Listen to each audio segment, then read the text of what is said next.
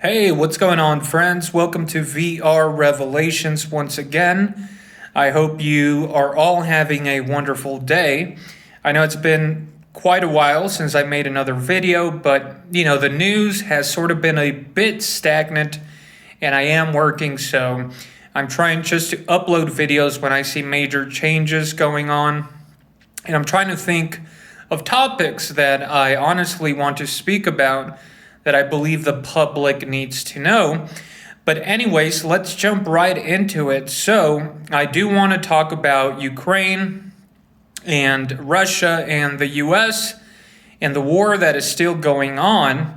And I believe the writing is on the wall for Ukraine. So recently, Zelensky actually just a couple of days ago traveled to the United States once again to ask for more money.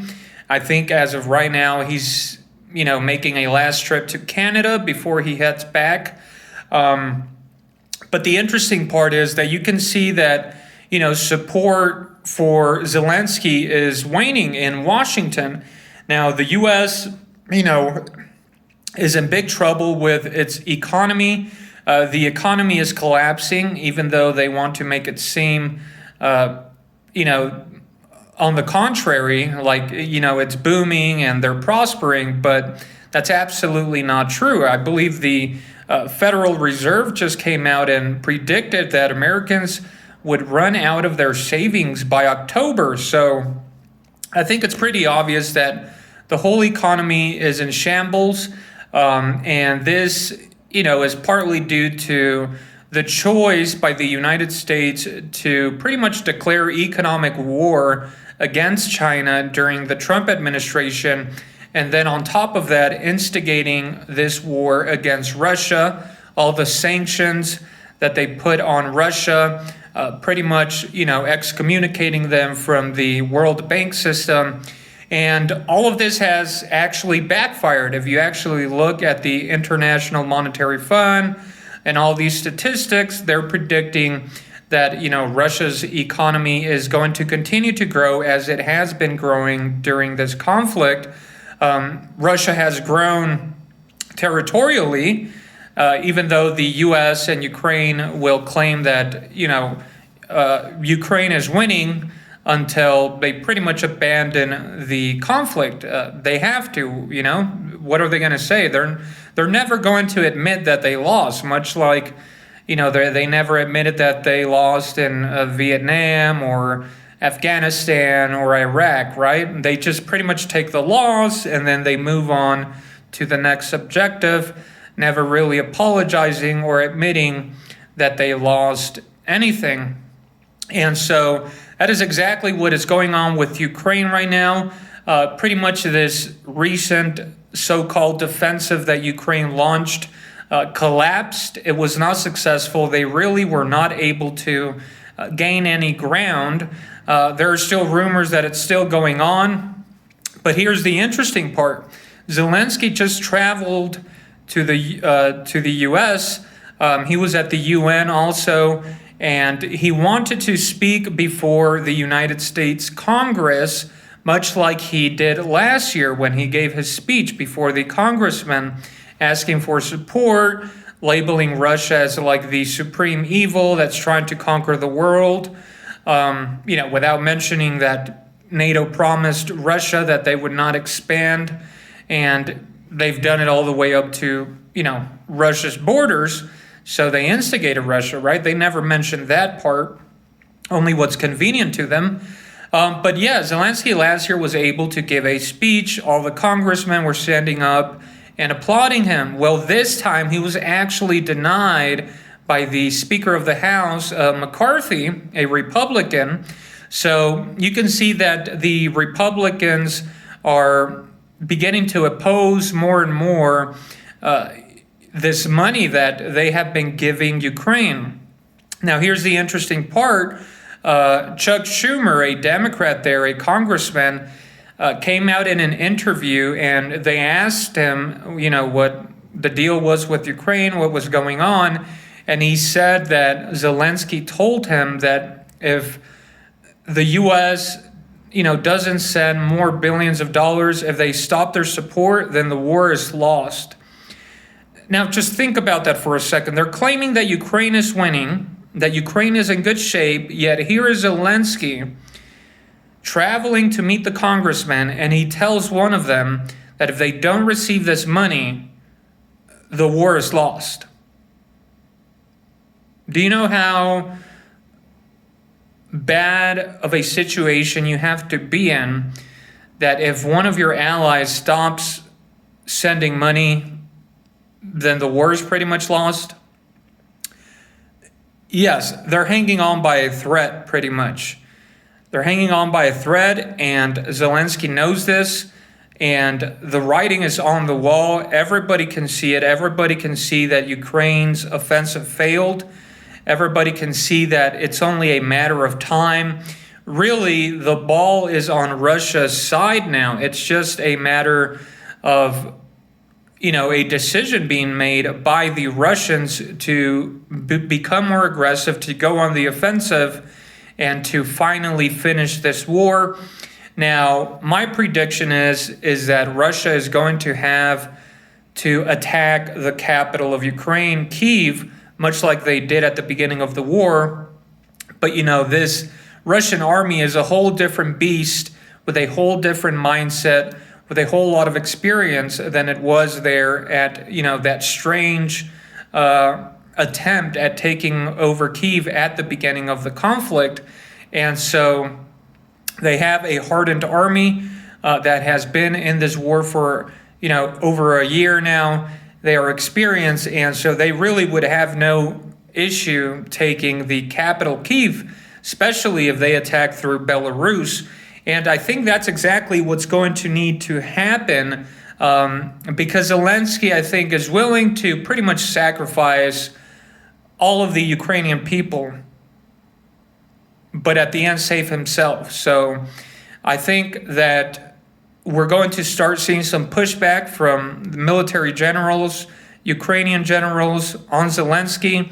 They're probably going to start defying his orders because they know that this is a hopeless attempt at trying to defeat Russia. And I think that they will realize that the Americans are thinking about abandoning the sinking ship already. Poland made some comments that they're not going to, give Ukrainians any more weapons because they have to save them for themselves in order to prepare for a possible future engagement against the Russians. And so behind the scenes, I'm sure the Polish are already thinking about taking some of the Western Ukrainian piece of land in order to, expand their borders for when the Russians get close to them. And the U.S., again, they are having an economic meltdown at home, so they cannot continue to, send money over to Ukraine. We have the presidential elections coming up next year. Looks like Donald Trump is at the head of the race for now. Of course, anything can happen. But Donald Trump already said that his objective is to put an end to the conflict. He does not really like Zelensky. I think he actually likes Vladimir Putin much more. And so the Republicans are already starting to fall in line. And I've been saying this since the beginning, like, many others have who have been trying to cover this honestly and telling, the world that Russia is winning. The whole reason behind this conflict and how the United States instigated this. And really, the U.S. has, this thinking that somehow they are going to weaken Russia. They thought that they would collapse Russia within a matter of months, economically, militarily. And so they really made, terrible decisions, both militarily and economically, and everything is backfiring. Literally, all the decisions that the Americans in power, the congressmen, the presidents, all the decisions they've made concerning China and Russia have really been detrimental. And this is what is causing the economical collapse right now in America, and they're not changing their mind. They continue to go ahead with this, which is only making Russia stronger and China. As a matter of fact, it's brought them both into a closer relationship, and now they have a common enemy in the United States. We see that the BRICS was created, this new economic power to sort of rival the West, and their alliances, and we have more nations that are sort of powerful in their own way, looking to join the BRICS, such as Saudi Arabia. And it's really just not looking good at all for the United States. And I think soon they're going to pull out of Ukraine because they're just not going to be able to afford it, really. And at the end of the day, I think Zelensky is going to flee Ukraine, probably to Miami or somewhere in the United States. There probably will be tensions between Russia and the Polish and those other nations around there, especially the NATO members. But I don't think it's going to escalate into a bigger conflict. I think that Russia is going to come out of this victorious. The U.S. is going to be embarrassed, and we're going to see a major economical collapse in the United States, which is happening now.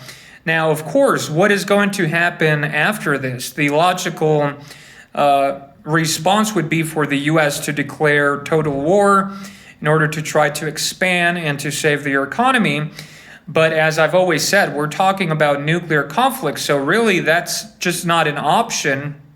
I don't think, the U.S. is being threatened in such a way. Even if their economy collapses, they're still not willing to risk the complete destruction of their nation over that, unless they are actually attacked directly. So what I think is going to happen is, we have these talks about a great reset. I do think we are going to have a new world economic order created by the United States. And again, this is where I get into biblical prophecy. I know many people don't expect it or might not realize it, but it's written in the Bible, in the book of Revelations. It talks about a one world economy before the end of days where no man or woman will be able to buy or sell except those that take the mark of the beast. Now, that is where I believe that state and religion are going to unite once again. The state and church power, and I think the Vatican, the Catholic Church, who is really one of the most powerful political institutions in the world, although many people do not realize it. That is the seat of Rome. That's why I made a video talking about how I believe that, the Vatican is the third Rome, and I believe they will make a pact with the United States. I believe they will create a new world economic order, and I think this will seem as a miracle to the people of the United States and all its allies. And I think they will sort of use China and Russia as an excuse, or sort of as a rallying call to bring about this system and everybody into it. Of course, at the end of the day, we will have a World War III. We will have a nuclear apocalypse, even as prophesied in the Holy Scriptures. And so, but for now, I think it's pretty clear. The writing is on the wall. The U.S. is going to back out in Ukraine. Joe Biden goes on his ramblings about, supporting Ukraine. Half of the time, he doesn't even know what's going on. He's just being told what to say. And so they're going to have to pull out. I think the U.S. knew from the beginning that the goal was never to actually defeat Russia. That's impossible in the nuclear age. But I think their goal was, what's been stated already, to try to weaken Russia. I think that they're starting to realize that this has backfired and that the U.S. is in a political mess. It's in a economical mess, and things are about to get really bad in the U.S. The U.S. is no longer, the leader on the world stage. Nations are abandoning the dollar. And again, this is all according to prophecy, guys. These terrible decisions the politicians are making, yes, it's of their own doing, but it's in accordance with prophecy. This must take place. There will be a Western economic collapse because it has to set the stage for this new world order, right? For Rome to take control once again, as it was prophesied in the scriptures. And, these politicians, they're just fulfilling those prophecies with these terrible decisions that they are making. And they think, they thought they could defeat Russia in this way, but it obviously backfired. Zelensky, has the blood of his nation on his hands. He pretty much sold out to the Americans, and I think his end will not be well. And I think things are going to develop quickly.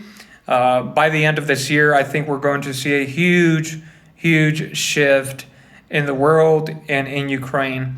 But anyways, that's going to be it for this video. Make sure you guys subscribe. Make sure you like the video, and leave your comments down below and let me know what you think about this whole thing. Anyways, remember, the truth is stranger than fiction. Thank you for tuning in. Have a wonderful day, and God bless.